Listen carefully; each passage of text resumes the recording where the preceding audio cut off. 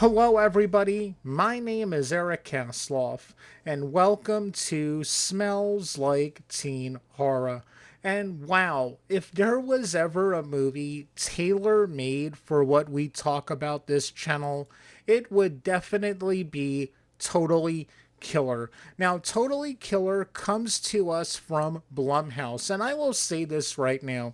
When Blumhouse makes horror movies geared towards teenagers and people in their 20s, there is nobody better than them at it, man. If you loved Freaky, Happy Death Day to You, and oddly enough, Back to the Future, and of course, Scream, you will absolutely love this movie. Now, I'm going to put the names of all the people behind the camera, the creative team, up right now. And here's the interesting thing: none of these people have a background working in horror movies. Many of them are TV comedy writers and actresses or actors, but by watching the movie, you definitely know that these are people who grew up like me, loving the Kevin Williamson era of slasher movies because it's definitely got that vibe. So much so that I really think that instead of the main girl going to the 80s, she should have definitely gone into the 90s. I know that wouldn't have worked out timeline wise, but come on, you can do it. So, what is the story? Well, 35 years ago, in a town called Vernon, now they don't directly say Vernon, New Jersey, but I'm from New Jersey, so I'm going to say that they're in Vernon, New Jersey. There was a serial killer called the Sweet 16 Killer who murdered three girls who were either it was either their sweet 16th birthday or they just happened to be 16. And well, 35 years later, the murderer was never caught, and the town has gained some notoriety from it. There is a true crime podcast based in the town that talks about the killings, so much so that there are tour groups who come on Halloween. They get like a walking tour of the town.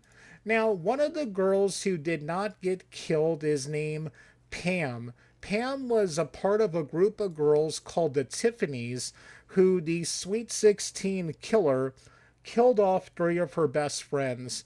This really messed Pam up. Not enough to leave the town, but that is like just a thing in slasher movies. Well, Pam had a daughter named Jamie, played by Kierna Shipka, aka Sabrina from Chilling Adventures of Sabrina. Now, she has trained her daughter in like self defense. She's always got a weapon on her to keep herself, defended. One Halloween night, Kira goes out to a concert with her best friend who is building a time machine. That comes up later. So Kierna's mom is home alone because Kierna's dad, is taking her and her friend to the concert, and the Sweet 16 killer returns and gets Pam. And they do a good job of showing how devastated Jamie is about this and how depressed she is. So Jamie is just going about stuff trying to figure out what happened to her mom when the Sweet 16 killer comes after her and her friend, and they just so happen to be at the area where the science fair is going to be. And yeah, Jamie is sent back in time to 1987, and they do all the typical cool time travel type stuff where she sees adults from our present time, how they were as teenagers, and it's pretty funny. There's the trope of, her mom, who is really nice now, was a total you know what when she was a teenager. her mom's group of friends were called the Mollies because they all dressed like Molly Ringwald from different 80s movies. And yeah, they'll do some other cool stuff. Like, she's affecting the past, and we get to see in our present timeline the changes that she makes. Like, someone gets killed in one room, then it shows the true crime podcaster saying, how did I get this wrong? She was supposed to have died there. There is a singer who is kind of a metal dude, but something tragic happens to him because of Jamie being there that kind of makes him a emo. And I love emo and pop punk, but he's like an emo kind of singer. So that was pretty interesting. Now again, even though no one in this movie from the writing and directing side have a history in horror, the kills in this movie are really, really top notch, man. I'm bummed out that this movie wasn't in theaters. It would have been really fun to see it with a group of people. The Sweet 16's killer mask is okay. It's not scary.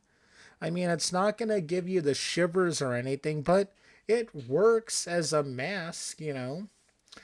But yeah, overall, if I had to put a number on this movie, 1 out of 5, I'm going to go with a 5. I had a great time watching this movie. And again, when Blumhouse stays in this lane of doing movies geared towards teenagers and 20 somethings and oddly enough, old people like me, no one is better at it. But hey, here are some questions for you. Did you see Totally Killer? If so, comment below and let me know. And what is your favorite time travel movie? Mine has gotta be the original Back to the Future.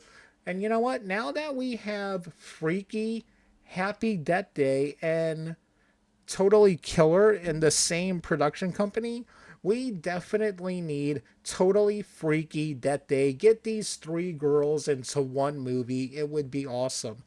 Well, everybody, now it's time for me to do the YouTube stuff, and I'm going to ask you to do me a big, huge favor.